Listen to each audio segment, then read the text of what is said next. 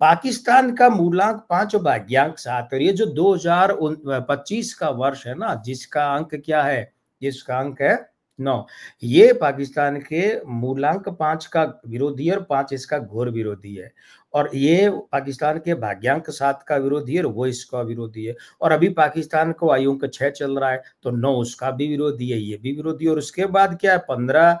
14 अगस्त से पाकिस्तान को आयु अंक चलेगा 7, 79वें वर्ष के कारण, तो ये 2025 उसका भी विरोधी है, नामांक 7 का भी विरोधी है। अब ये जो सारी चीजें है ना, ये बता रही हैं कि पाकिस्तान, अच्छा देखिए वो वीडियो तो आप देख लीजिए, जो वीडियो 17 मार्च को डाला था, लाइव किया था कि पाकिस्तान में बर्बादी का बारूद अब क्या होगा, हमारी भविष्यवाणी सही साबित हुई थी, उसका उल्लेख था और आगे बात थी। तो उस वीडियो में तो बात कही है, लेकिन अब ये भी ध्यान दीजिए कि अगर देखा जाए मूलांक भाग्यांक के हिसाब से, तो पाकिस्तान के लिए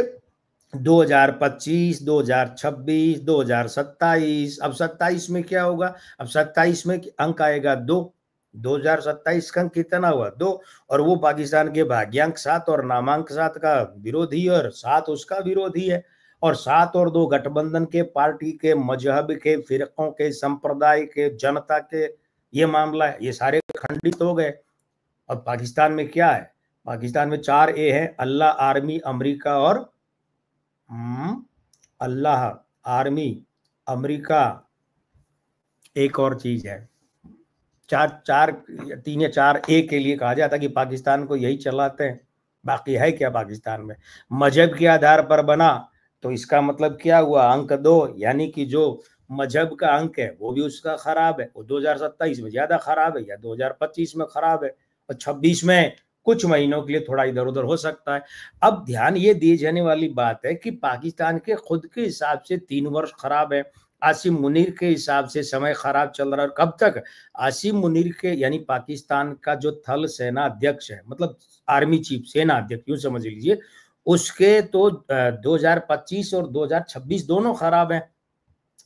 अब जल्दी जल्दी बात कर लें क्योंकि आज जल्दी समेटेंगे, आधे घंटे में बात पूरी करने का इरादा है। प्रधानमंत्री शहबाज शरीफ की अगर बात करें तो मूलांक 5 भाग्यांक 3। अब ध्यान दीजिए, ये फिर जो 2025 से पाकिस्तान के मूलांक की तरह शहबाज शरीफ के मूलांक 5 के साथ 1 माइनस हो रहा है, इसके साथ 2 माइनस, 3 माइनस, घोर विरोध की युति हो गई। और उसके बाद में शहबाज शरीफ का जो आयु अंक है, ये अभी 22 सितंबर तक वर्ष चल रहा है, 74वां, तो 2 का अंक, तो 2025 का 9 उसका भी विरोधी है। उसके बाद में शहबाज शरीफ के जन्म का अंक 7 है, वर्ष का अंक 7, उसका भी विरोधी है। और कोड में खाजिए कि शहबाज शरीफ का जो जन्म का मासांक 9 है, वो 5 का विरोधी, 7 का विरोधी, 2 का विरोधी। अब ये सारी अवस्थाएं क्या बैठ रही है, यानी कि शहबाज शरीफ के हिसाब से अगर देखें तो पाकिस्तान के इस प्रधानमंत्री के लिए 2025 खराब है, 2026 में 1 का अंक आएगा, थोड़ी बहुत कहीं ऊंच नीच में नहीं, राहत नहीं मिलेगी, क्योंकि शहबाज शरीफ का नामांक 8 है और वो 8 1 का, एक मतलब 2026 के 1, शहबाज शरीफ के जन्म का जो जन्म के दिन अंक 1 और 4 रविवार के कारण, उन दोनों के साथ में वो 4 माइनस 4 माइनस बनाता, और 1 का अंक किसका होता, नेतृत्व का, नेता का, मुखिया का, पंच का, प्रधान का। तो 26 में भी खतरा है और 2027 में शहबाज शरीफ को वैसे भी खतरा है, क्योंकि 27 फिर 2 का अंक होगा जिसके वर्षांक 7 का विरोधी होगा। उसके बाद में उस समय चल रहा होगा 76वां साल। अब 76वां साल जब चलेगा तो वो 76वें में क्या हो गया, 4 का अंक, 4 का अंक, वो 4 का अंक क्या है, वो 4 का अंक नामांक के साथ में क्या बना रहा है, 4 माइनस। अब राष्ट्रपति की बात कर लें, मिस्टर 10% आसिफ अली जरदारी। आसिफ अली जरदारी का मूल अंक 8 है, भाग्यांक 8 है। ये इस वर्ष के साथ मित्र युति तो बनाते हैं, लेकिन विस्फोटकारी, विस्फोटकारी मतलब अंगारक युति नहीं, विस्फोटकारी मतलब क्या होता है, अंगारक युति में तो आग लगती है, ऐसे हैं शोले, अंगारे, ये जो है जैसे माइंस होते हैं, लैंड माइंस, भूमिगत जो बम फिट कर देते हैं, है ना, तो वो फटते हैं उस तरीके से। और फिर क्या है, आयु अंक 70वां साल है, अभी 25 जुलाई तक, तो ये 70 में 7 का अंक, मासांक 7, ये दोनों के साथ में नामांक 9, दिन अंक 9, और ये कैलेंडर वर्ष 2025 का 9, तीनों 3 गुनी विरोधी होती है। जरदारी के जन्म का जो वर्षांक है वो 2 है, ये तीनों 9 उसके विरोधी है। वो वर्षांक 2 मासांक 7 का विरोधी है, मासांक 7 वर्षांक 2 का विरोधी है, और ऊपर से जो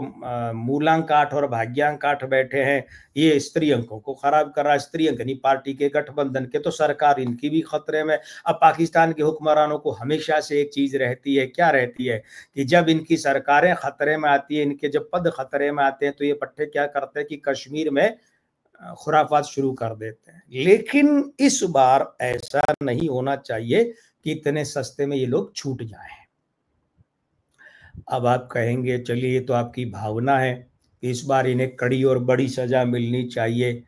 देखिए असल में क्या है, ये जो जिन आतंकवादियों ने हमला किया है ना, पाकिस्तान प्रायोजित टीआरएफ के आतंकवादियों ने,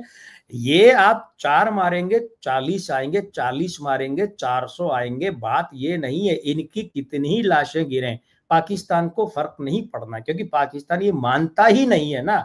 कि ये मेरे आदमी है, हमारे आदमी है। न तो कबाइलियों का 1947 में माना और 1999 में भी नहीं माना,